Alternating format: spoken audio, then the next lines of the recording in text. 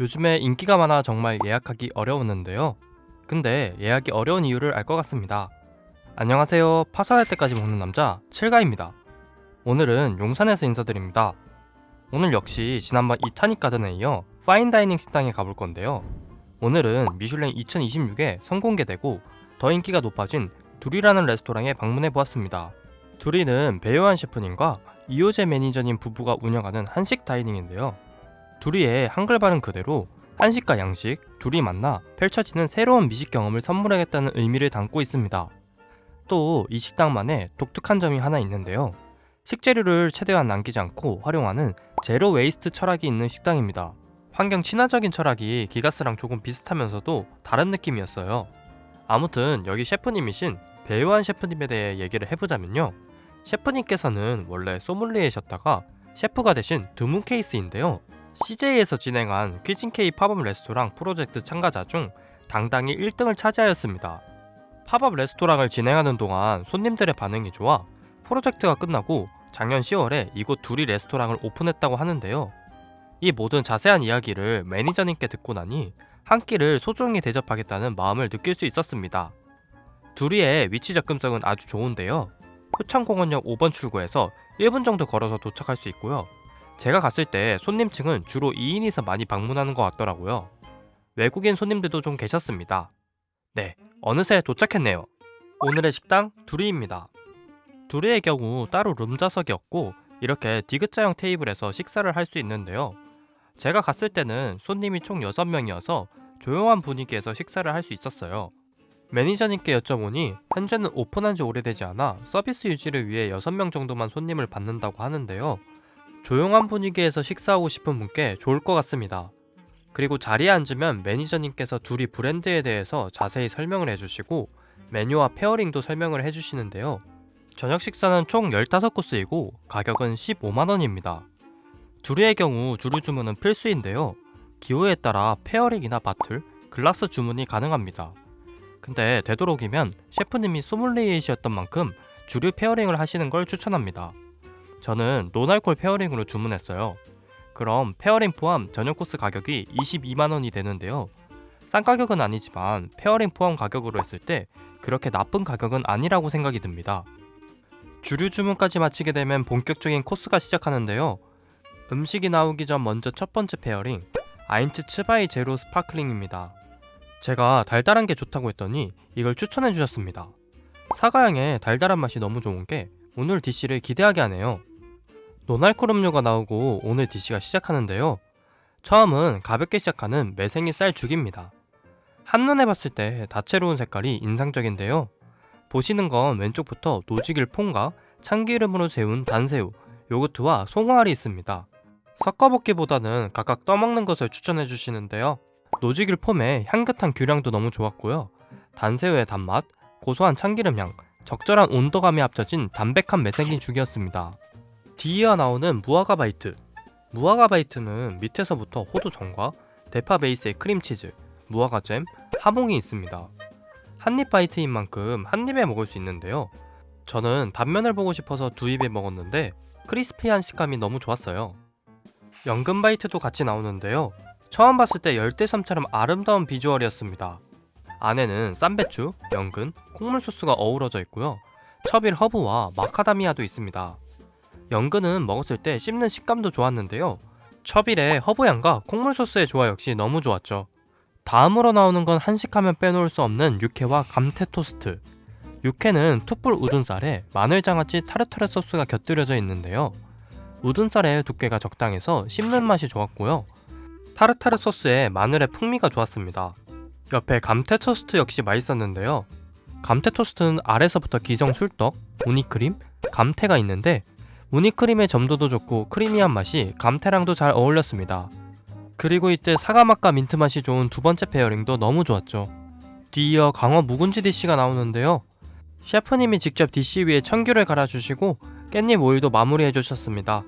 보이는 빨간 선이 실고추이고 옆에 펜넬 허브, 깻잎 순이 같이 올려져 있습니다. 이번 디시가 묵은지인 만큼 새콤달콤한 묵은지 맛이 조금 있었는데요. 묵은지 소스의 크리미함과 강화의 씹는 식감이 좋았습니다. 그리고 이어서 파란색 그릇에 감자 디시가 나왔는데요. 뚜껑을 열자마자 옥수수와 옥수수 퓨레가 보입니다. 안에 속재료에는 관자, 갑오징어가 들어있는데요. 옥수수 퓨레는 살짝 점도가 있었지만 텍스처는 좋았고요. 관자도 너무 부드러웠죠. 또 이때 세 번째 페어링 음료도 나오는데요. 포도와 헛개의 조합이 좋은 음료였습니다.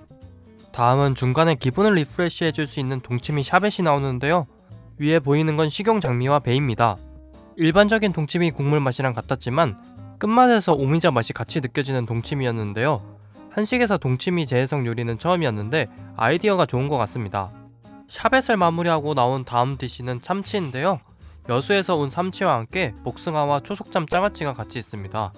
참치는 나이프로 잘라서 먹으면 되는데요. 아래에 멜자 소스와 같이 먹으면 감칠맛이 좋습니다. 다만 젓갈이다 보니 호불호는 좀 있을 것 같은데요. 그래도 옆에 새콤한 초속잠 장아찌랑 같이 먹으면 어느 정도 보완이 되었습니다. 이쯤 되면 어느 정도 배가 불러오는데요. 아직 6코스나 더 남아있습니다.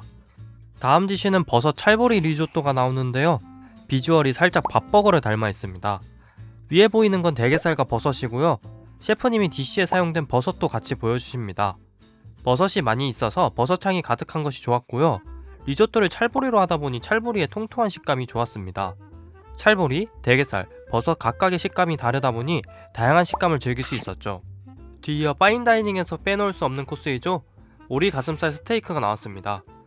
옆에 가니쉬로는 쌈장 베이스의 메시포테이토, 체리장아찌, 컬리플라워, 견과류를 곁들인 컬리플라워가 있습니다. 그리고 셰프님께서 복분자 베이스의 소스로 마무리를 해주시는데요. 오리는 질기지 않고 부드럽게 잘 구워졌고 소스랑도 잘 어울렸습니다.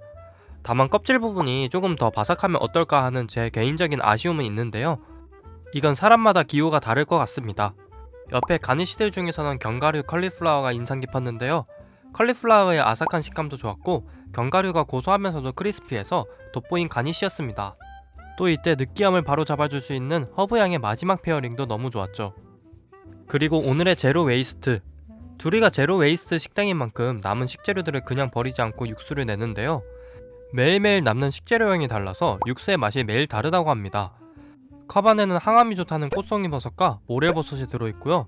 마무리로는 육수를 부어주십니다. 모래버섯 안쪽에는 떡갈비로 채워져 있는데요. 아기자기하게 한식을 넣는 섬세함이 너무 좋았죠. 따뜻한 육수를 다 마시고 나면 디저트가 시작되는데요. 처음은 라즈베리 아이스크림입니다. 비주얼부터 완성도가 좋아 보이는데요. 아이스크림 위에는 무화과 오일, 밑에는 치즈케이크 같은 치즈 무스, 옆에는 산딸기가 있습니다. 라즈베리가 산미가 조금 강하다고 느껴지긴 했는데요. 그 신맛이 치즈케이크 느낌의 치즈무스랑 너무나도 잘 어울립니다. 아이스크림의 온도감도 적당하고 부드러운 텍스처도 좋았죠. 그리고 다음 디저트 역시 아이스크림인데요. 하트 모양의 인절미 아이스크림 옆에 카카오 머랭칩과 밑에 흑임자가 나왔습니다. 사실 비주얼은 보자마자 뭔가 재해석한 하트 티라미수 느낌이 들었는데요. 하트 티라미수보다 훨씬 맛있는 디저트였습니다.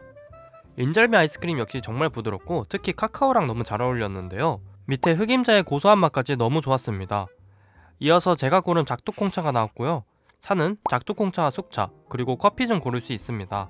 따뜻한 차를 마시면 마음이 편안해질 때쯤 오늘의 마지막 음식 약과 마카롱이 나오는데요. 약과는 한눈에 봤을 때 모양이 너무 예뻤습니다. 맛도 달콤하고 쫀득한 식감이 좋았죠.